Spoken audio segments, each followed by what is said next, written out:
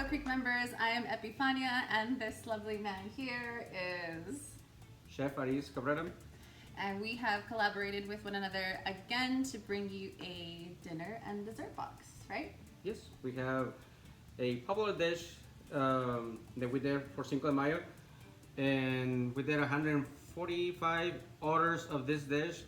A total that day we did 500 people. That's incredible. Yeah. So we figured you liked it a lot, and Thank you.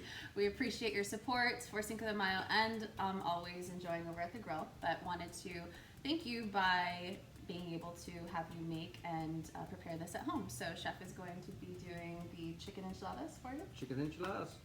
So with that, I'm going to be offering a take on a Mexican. We're going to keep the Mexican theme going, and I'm going to be offering Mexican wedding cookies, and I'm going to be doing a twist on that with healthier ingredients and taking out those empty calorie. Except for one ingredient, it's not that Except for one ingredient. It's still sweet. It still gives you that feeling that you're eating Mexican wedding cookies, you have to be able to try it for yourself too, so that I can prove to you that it actually is that good. Just like the brownies, right?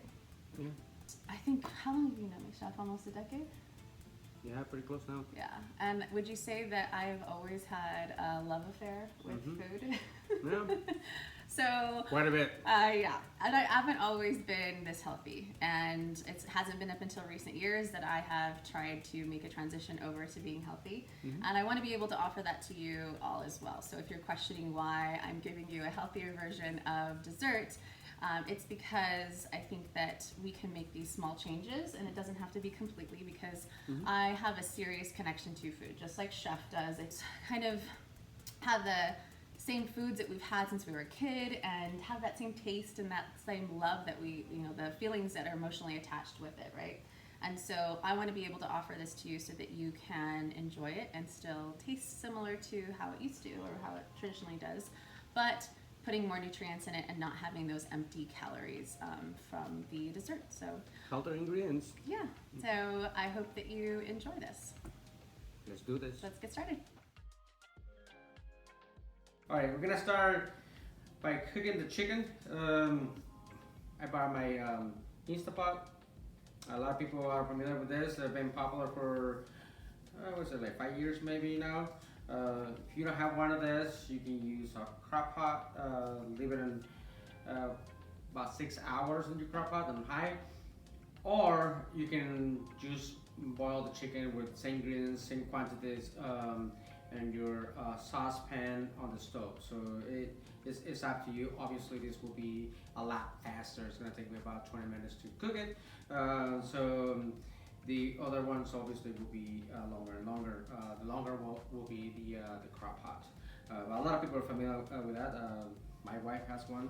So we do a lot of dishes in our crock pot, including, maybe we do that one for the next pot roast. Everyone loves pot roast, right? Everybody loves our pot roast, and it's my wife's recipe. So we're gonna start with the chicken. So 2 chicken breasts. We have some garlic cloves. I'm gonna put a little bit of cilantro, a quarter of onion. You don't have to do red onion. You can do yellow onion. Your preference onion will be fine. We're gonna do 4 tablespoons of chili powder. Then we're gonna add our chicken broth. Is that chili powder going to make it spicy, Chef? No, it's not. It's actually mild chili powder. So it's really not gonna be spicy. Now with that, you can add some jalapenos to this. You can add ancho chili. You can add guajillo chilies. You can add all the flavors that you will like in your chicken for the filling. So it's very versatile in that area. That's for sure. Nice. Okay, so next we're gonna do our enchiladas. We're gonna start with some chicken stock. You can use the ones from the shredded chicken. Now, options for this. You can soak this ancho chilies in hot water, soften it out, and then you can add it to the liquid over here. Or you have the option of just doing what I just did. Just add it. I'm taking this part off. Is there a big difference? It is. It's very. The stem is very woody, even if you just soak it or add it to this the stock. Once you want to blend it, it's just not gonna work for you. You're gonna mess up the blender, and trust me, I've done it before. It happened to the Instant Pot. Then a quarter of the onion, 4 garlic cloves, and that's it. We're gonna let it simmer for about 5 minutes. Let's take a close look at this. This is what we're looking for. The chilies are very, very, very soft now, so we're gonna blend them. So that's what we're looking for. So we're gonna use an immersion blender today. Okay? Like that, Debbie? I like that, yes. I have one at home, but not everybody does. So in case they don't have an immersion blender, what can they use? A blender, regular blender. So that's what I normally use, unless it's a small quantity like this. But let's start this. What are you looking for, Chef? So just blend it really, really, really well. There's some people like to blend, to strain it right with this consistency. You can see the seeds. I'm just gonna blend it a little bit more and do just that. See the consistency of the sauce. Okay, so now we're gonna strain the sauce. So maybe you had enchiladas growing up? At least twice a week. What At about least you? Twice a week. Well, I grew up in South Mexico, and we had in Colima we had some sweet enchiladas. So at this point, we will add some sugar. People use honey to make it a little sweeter, almost like a dessert type of dish, or no. It's just a little like mole. Yes, a little bit of sweetness. And then for the filling, we use ground beef, and we add some dry fruits. So yeah, it's very different type of enchiladas in Colima. They call enchiladas dulces from Colima. They're very delicious. Maybe I should do that as a special and yeah, the grill. let people try it because I have never had that. So. But the sweetness is not like you just mentioned. Oh, it's a dessert. No, it's not a dessert. It's just kind of like a mole. You know, has the sweetness, tanginess, little earthness from all the chilies. Same thing for this one. So I think we are done with this. So there you go. These are enchiladas. All right. So after we strain it, we are gonna take in the sauce. Look at it. See? Very nice. Better. We're gonna make avocado crema next. We have avocados, sour cream, milk, cilantro. You can add jalapeno. You can add all the ingredients if you wish. Some people I've seen adding some chipotle, and even the chipotle juices, the adobo, they add it too. So smokiness to it. On this case, I wouldn't recommend it because your chilies on the sauce, it has a lot of smokiness, so you don't want to add more to it. All right, let's start doing this. So there's gonna be 1 avocado, and then you just scoop it up with this soup scoop. Eat off of this. There you go. That's much better.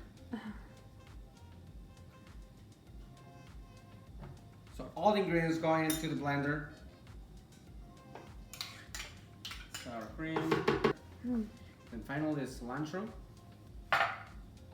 Then we're gonna add some salt, pepper. We're gonna wait at the end and maybe revisit it and see if it needs more of that. Finally, after you scrape off the walls of the avocado crema, you add a little bit of a lemon juice, about a tablespoon. Let it mix all the acidity in there, and then we're done. All right, so chicken is ready. It looks just like this. We have a little bit of the broth left over. We're not gonna use all the broth there. that we have left. So we're gonna shred it. I recommend use the fork.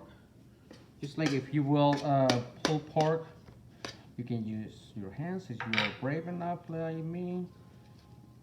If they have gloves on it, it's still hot. Do you want to do still this? Really hot. So do you want to do this when it's really hot, or can you wait until it cools down? you can wait until it's cool. I like to do it while it's hot.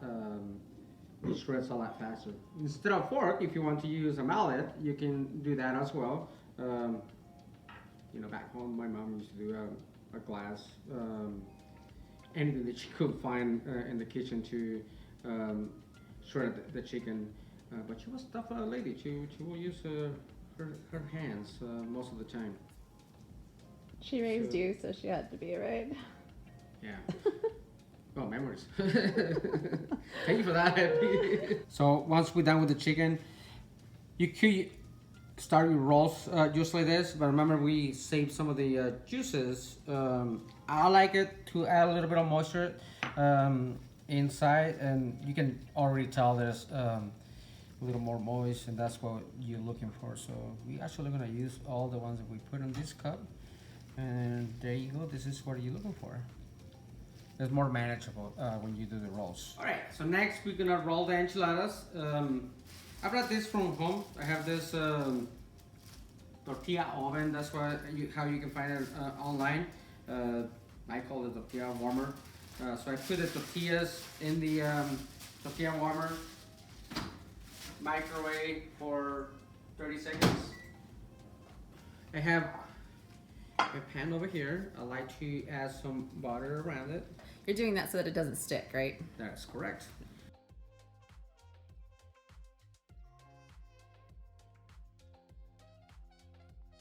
So we're gonna finish our enchiladas with this sauce, just like so. What's next, Happy? Queso. Queso, huh? If you don't know, it's cheese. Cheese, yes. Let's put it in the oven, Happy. Let's do it. So in the oven, 350 for about 25 minutes. The chicken is warm. The sauce is a little bit warm. All you want to do is kind of melt that cheese, a little crusty and on the top, and we have enchiladas. Our enchiladas are right out of the oven, and we're gonna show you how it can be played. That can vary on your choices that you want to make on the garnishes and how you want to serve it to you guys. You can leave it, do like a little buffet, serve you on, or do what we are gonna do right now. You want to see? This is how it looks right out of the oven. So beautiful. This is 3 enchiladas, and I'm gonna make a little mess going on the plate. There you go. Ooh, that was a nice move. It was. You only smelled a little bit. Right. That's all. So then we're gonna do some of the crema, and then just like this. You can add on this side as well. Then some lettuce, a little bit of cilantro, and some red onions, a little bit of cheese. Then if you want to add a little bit more crema on the top, you can do it as well. So there you go. So now let's try them and see how they look. Alright. Let's go ahead, nice filling. That's nice steam. saucy. Alright. It's a little messy to eat, so we're gonna be careful so I don't do another blooper. Wow, really good. Delicious. Yes. Everyone is going to be super happy and enjoy. And now you can make it home. Ta-da!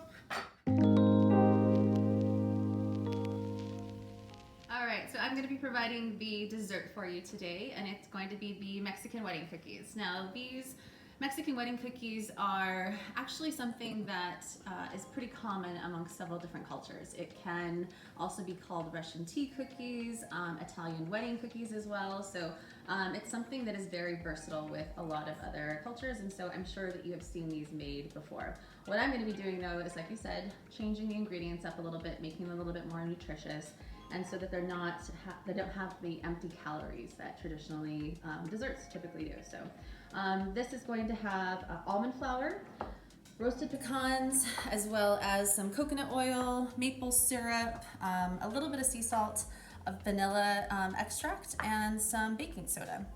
So this is a super easy recipe. It's going to consist of me putting the dry ingredients inside the bowl and then adding the wet ingredients inside the bowl, mixing it up, and then putting it in the oven for a few minutes. And so it's something that can be done if you have family coming over really quickly and you just want to pop something in the oven and make it so that it seems like you did a little treat for them and impress them. So what we're going to do is add the dry ingredients. So the almond flour, the roasted pecans, a little bit of the baking soda is very minimal. It's like 1/8 of a teaspoon, and a little bit of pinch of salt. And then we'll add the coconut oil, which this is the one thing that you're going to have to, it can vary. So you can, it calls for 4 tablespoons, but it really depends on the consistency of the almond flour. Some people get almond meal, some almond flour, and when you get the almond meal, it has a little bit more of a fibrous texture to it. It's a little bit coarser. And so you're going to probably need to add a little bit more coconut oil to that. Also, another option for the maple syrup, you add more maple syrup, or you can certainly add something else like agave syrup? Agave syrup, yes, absolutely. You can add that, or sugar. You can actually add a confectioner sugar or something like that instead, and it'll come out a lot sweeter. This one has more of a mild sweetness to it, and the reason why I decided not to put the confectioner sugar inside of the actual meal of the cookie is because we're going to toss them in powdered sugar afterwards. So it's still going to have that sweetness to it, so it doesn't really make sense to continue to add it twice. So just going to mix this up until it has a sticky consistency. I like to mix it up with a spatula or a spoon, and then use my hands after it starts to kind of get a little bit more wet and sticky, and that way you can actually test it to see if it sticks together, because we're just going to be putting this in little balls and forming it, and then putting it in the oven at 375 degrees for about 7 to 8 minutes. All right, so we've mixed everything together, and it is, when you feel it, it like sticks together, so it has that sticky consistency. So you're just gonna roll these into little balls and put them on a parchment paper lined baking sheet. And just gonna flatten out the bottoms a little bit.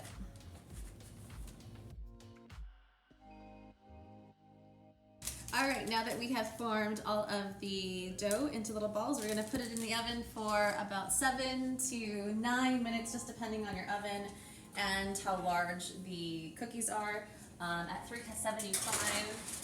And just wait for those puppies to come out. We've taken the Mexican wedding cookies out of the oven. We let them cool for, I'd say, about 30 minutes or so, so that when you pick them up, they are not warm at all. So you can have them just like this. They are a nice little treat, but they're not super sweet. So in order to make them more of the traditional style Mexican wedding cookie, you're gonna wanna put them in some powdered sugar. So that's what we're gonna do here. And I have gloves on so that I don't get it everywhere.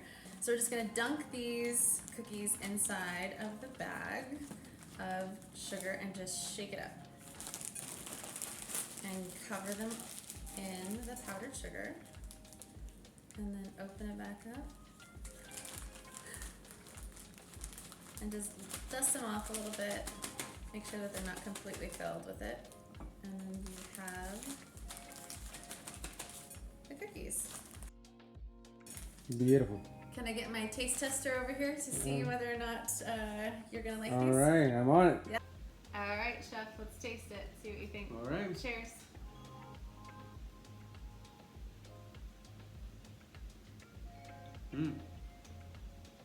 Delicious. All over my mouth.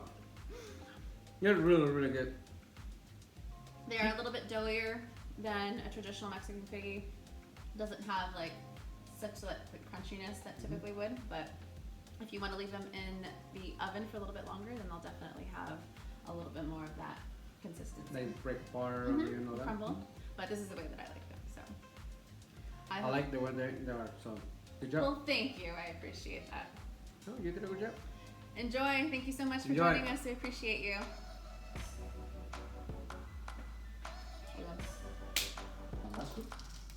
Last. You did it? You think that's an indicator there's no water? It is, huh? I think it's an indicator. It's a good indicator that that is not going to function for us today. Well, I dropped it when I was. You dropped it? Yeah. Kind of. There you go. Smarter than You are gonna delete that, right? Hello, Quail Creek. That's good, yeah. I don't really